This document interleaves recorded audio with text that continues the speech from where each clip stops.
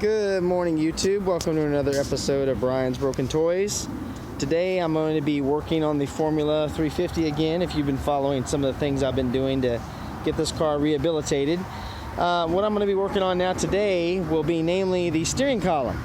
I don't know if you remember, I may have mentioned in my other videos where we had a car that had a really sloppy steering column. This is a very common issue on these third gens. You can see here this thing just wobbles all the way around and moves. Well, and it turns out we also had a problem with the key cylinder itself was loose inside the housing, so it was affecting operation of the ignition switch, where every fourth or fifth time the car would not start because it was jumping the slot for the switch. So you can see I've got the switch actually put down lower here, and it was also the old switch was actually going out and causing an issue with the car actually starting. One of these terminals was actually loose inside this housing, so when you go to activate it, it would not actually even start the car. It would just go like nothing would happen. So I went ahead and changed the switch, but we're gonna go ahead and do this change of column. I was able to actually find a nice column from a 1986 D28. It's nice and straight. Has a good finish, no breaks or damage to it, and is also in really good shape, real tight. This is a direct fit into this Firebird. The only thing I'll have to change out eventually will be the turn signal stalk, because it does not have the, you can't really see right here, but it does not have the cruise control function or the delay wipers on it like my car is equipped with. So if you'll follow along in the next few minutes, I'll show you how I remove this column and put it back in there. I'll be back in a few minutes. Alright, YouTube, we are back with initial prep done on removing the steering column. As you can see, I've removed the steering wheel and the lower kick panels, and I'm just going to show you real quick so you can see what I'm doing here. In here are going to be 3 bolts that I remove from the firewall to get this column out. If you can get to it. There's one there, and one down here. There's another one up in this corner. These will be the bolts I took off the firewall. Then I've got 2 bolts right here, if I can get my camera positioned correctly.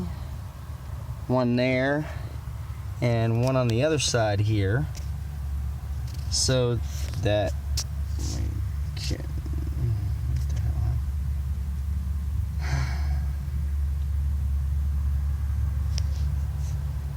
so we can get this all done and get the column out of here as quickly as possible. There'll be one more bolt out here where it connects to the steering shaft, and that bolt is right there. So I'll have this column out in a few minutes and show you what we've got, and we'll go from there.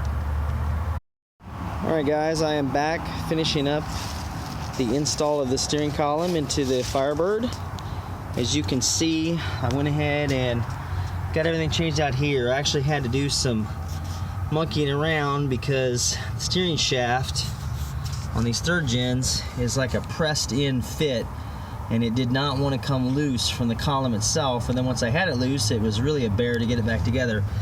So I had to do some monkeying around, but this steering shaft, even though the rag joint is good, I don't really trust it, so this will probably be on my next to-do list as far as changing things, or one of my items. As you can see, the steering column is in the car real nice. Of course, it's just a direct bolt up. Got to put the finish panels back on it again. But we got a nice tilt mechanism, and you know, everything looks good under here. Everything went in the way it should have been. As you can see, it's kind of a tight fit down in here, but really is not that bad of a steering column to install if it wasn't for that one spot that gave me some trouble on the shaft to the lower column housing. So it's got a new ignition switch on it, and everything looks really well. See, but I didn't have my keys ready. So I'll grab my keys here real quick, and as you can see, column turns, key warning buzzer works, everything's real easy. Starts right up. It's a pretty good install, pretty good column considering it was 31 years old. So I consider that a score for sure.